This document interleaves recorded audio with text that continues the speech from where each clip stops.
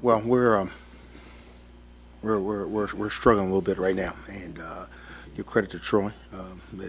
They came in, and which is what they did. I think they're the only team in the league that we've lost 4 out of the last 5. That's one of the teams that again they've had our numbers. No team in the league has kind of had our number like that. But I thought they did a good job. And but as I told the guys, we haven't been the same since the second half of the Lafayette game. We just hadn't, and I thought we've lost the edge. What something we took pride in was our defense, and since the Lafayette game, we've not, even the Lafayette game, we still gave up 90 points. We've just not been that team. I think we haven't handled success real well, especially on the defensive end, and so we got to figure that out. We got to figure it out, and we got to figure it out by next Friday.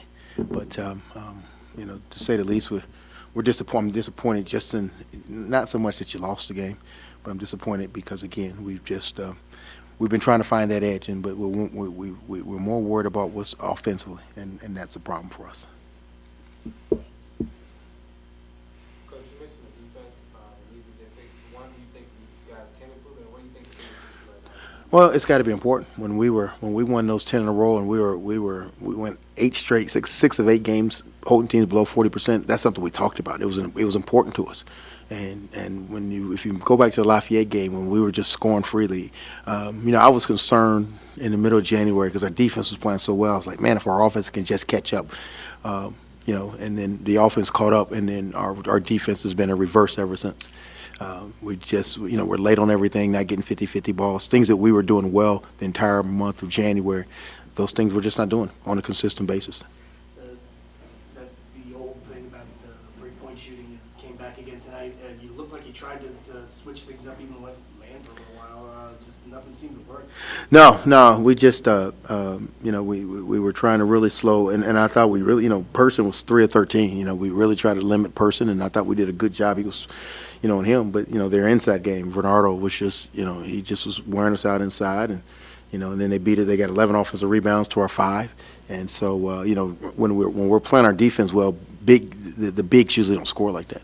And so we were so consumed about running out to the line, so we didn't do either. We Especially the second half. yeah, we just and again, I just from the Lafayette game, and then when we're playing like, okay, I'm just trying to get to the tournament now. Forget the regular season. I can't get first place. We've seen that in practice. We've tried to change some things in practice, but the problem with that, you can't turn it on and off. And so ever since we knew that we couldn't get first place and we got kind of locked in this position, we've just kind of, okay, well, we'll just wait till next Friday. And the danger part about that is, as I just told him, you could be coming home Friday night doing that. And so, and all of a sudden we get in the game and you try to turn it on, you can't turn that key on and off. Not at this level. You just can't do it. And so that's a maturity. That's a maturity thing. And we're not what I call a mature basketball team right now. And so, that we think that we can just, okay, well, we're not in first place, and no one's going to catch us in second, so we'll just kind of float this thing to Friday. And that's just dangerous to play that way.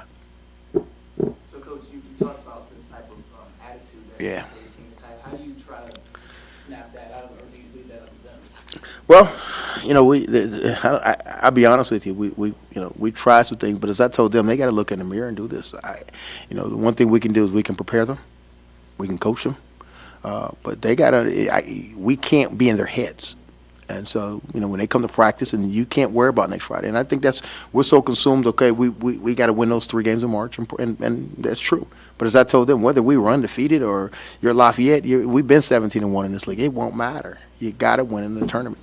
And we say that so much, I'll be honest with you, that I think that part of it is that we said it so much that they started to say, okay, well, we didn't have that, and we're not going to be in first place, and we're going to do this. And so when you get something in young people's mind, I mean, I'm a parent. I still, I can't get things out of my own child's mind, so I can't do it out of somebody else's child. But we'll get there. We'll get there. It's a little frustrating right now. I told him the best thing about today. There's 2 things that happened to me today. A, when I left shoot around, I came home, and my granddaughter was sitting in my house. They made me babysit. And I changed my first diaper for my grandchild, and she screamed like crazy. So I was so happy about that. That's the first thing. And the second thing is that this wasn't the conference tournament. It wasn't. So if we're going to play bad, let's get it over with right now.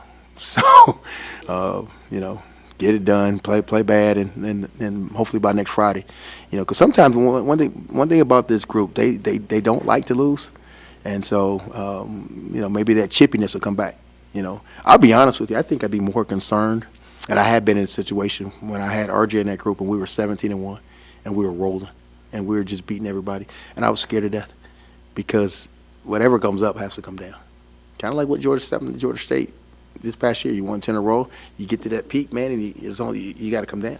And I think if Lafayette's probably thinking the same thing. Man, we've been there. We can be 17-1. Can we go win 3 games? That's the life of a mid-major. So we don't have a lot of time to think about it. So we'll see what happens on Saturday. Coach, first and foremost, congratulations on that beautiful baby girl. Thanks. So beautiful. Yeah, she looks like me, doesn't she? Yeah. Well, you know what? It was Yeah. a tough loss tonight. But how are these last, few games preparing you to play at your highest and compete your best in the Sun Belt? It's as I told them, you don't get many opportunities to play.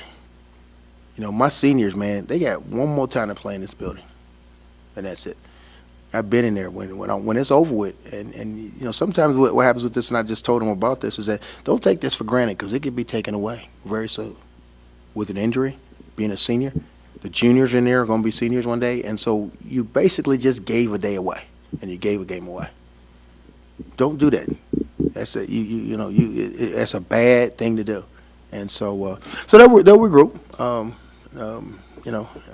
There won't be much motivation and talk from me. I think that that's a really upset group in there, and like I said, you want to go in with a lot of momentum, but I've been in with the best momentum you can ever have and played 5 bad minutes and sent me to the NIT. So we'll see.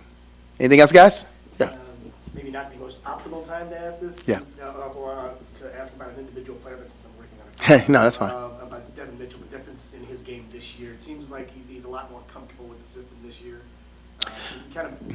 Yeah, that's there's no question. I mean, I'll be honest with you, we're playing Devin really out of position. We switched him to the point, and he's kind of a natural scorer. But there's he and DeMarcus really play the exact same position, but we're playing kind of combo guards out there, and that hurts us sometimes because we don't have that natural point that I would like to have on the floor. But I've always said guys in their second year at Georgia State, they always tend to play better. He came in. He didn't play a lot as a freshman in Alabama. He came in with a lot of things last year in the system. Now understanding the system, understanding where he's going to be, knowing he's going to play. I think he's an all-conference player, and hopefully that'll happen. But I didn't think he played particularly well today, and I think Devin will tell you that also. But he has been on a tear of late. He really has. He's played well, and up until a couple of games ago, even defensively, which is what everybody knew that it just wasn't a specialty. He's gotten better with that because he's tried. But I think as a whole, as a team, we just kind of lost that effort. But no, Devin's doing a good job. Coach, what was the energy like in the locker room before this game? Were there any signs that show you that they were underprepared or not taking it as seriously as they could have? Well, I don't know if they're underprepared. I thought we were really prepared, but I do think that we were flat. I usually don't go out in warm-ups. I don't do that. But your team. And again, I'm going to say it again, when we lost, I think, to Georgia Southern, and we knew for the most part, when we beat Texas State, and we knew on that road trip to Texas we had to win one game to get the second seed. And when we did that, it was just like they were done. Okay, let's get to the tournament. And we kept saying it. And the same thing happened to Arlington. Came home, same thing. And so they got to figure this out. You just can't do that.